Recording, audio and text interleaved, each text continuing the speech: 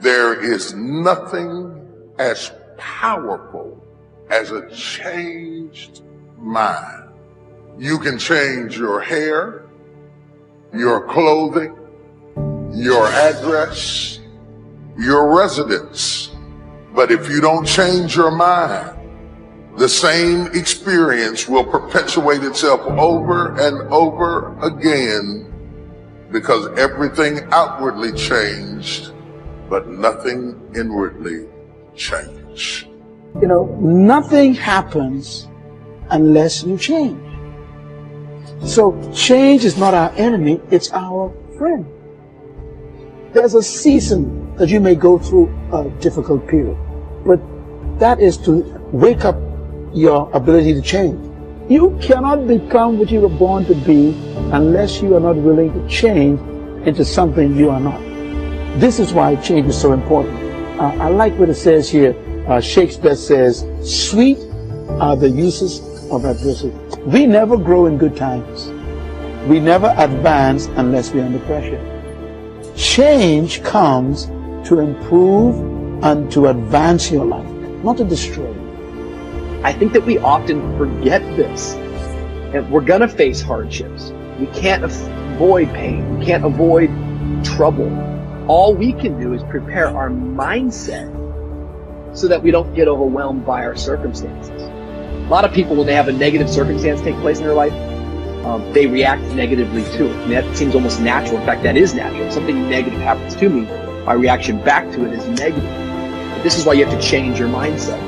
I've seen people who had the education to go up, they had the gifting to go up, they had the talent to go up, didn't have the right attitude.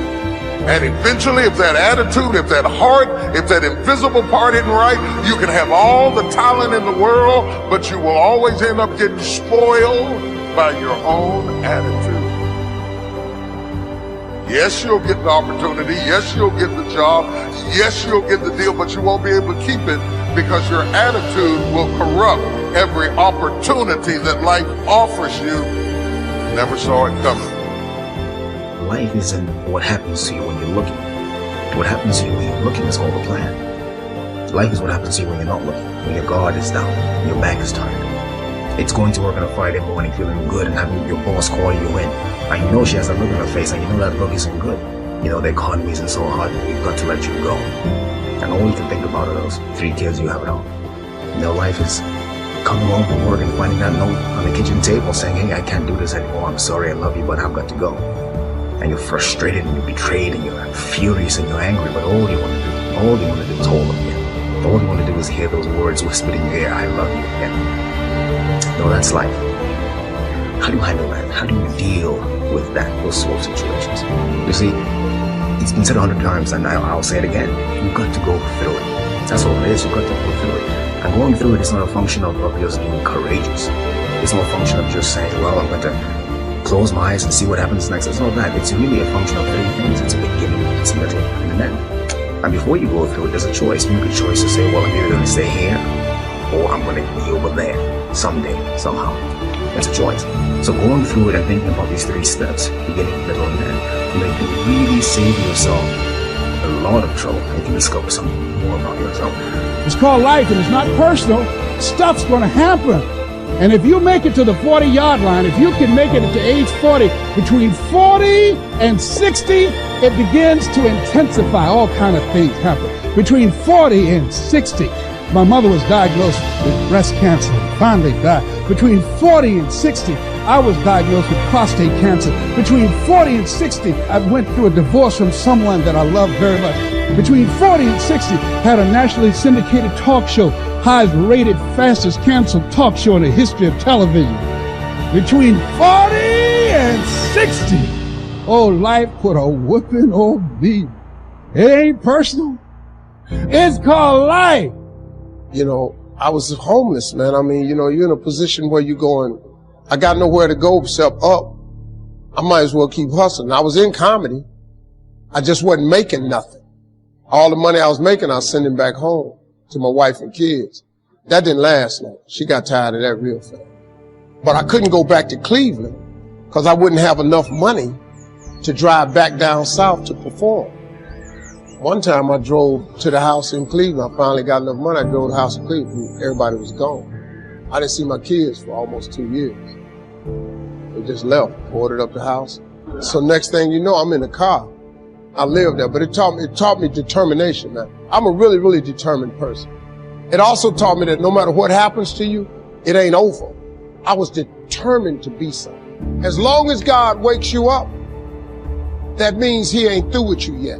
There is nothing as powerful as a changed mind. The only way off of welfare is to change your default settings. The only way to get a good education is to change your default settings. As long as you're programmed with what you can't do and what you can't be and what you can't have, you will never get up. But I dare you to go into your phone booth like Clark Kent and spin around and come out Superman and say, wait a minute, I'm better than this. I'm getting ready to change my default setting. I will not let you abuse me. I will not stay. There is nothing as powerful as a changed mind. So, the first thing you have to think about when you're going through something is very simple. It's, I'm not where I want to be, but I know I can get there. I have faith that I'm going to get where I want to be. So yeah, go through the grieving process, grieve, accept that, say yes to that. You know, one day you look up and, you know, you're still in pain, you're still hurting, but you realize that, hey, it's not as bad as it was. It doesn't hurt as much as it did. And I'm going forward, I'm moving forward. And at some point you emerge, you get to the other side, and you know that, hey, I haven't forgotten you. But the pain doesn't hold you captive anymore. You're not crippled by the emotion, by the experience. You're not living out of the past, out of your experiences of pain and defeat and betrayal. You're not living out of all that stuff. You're living in a new perspective.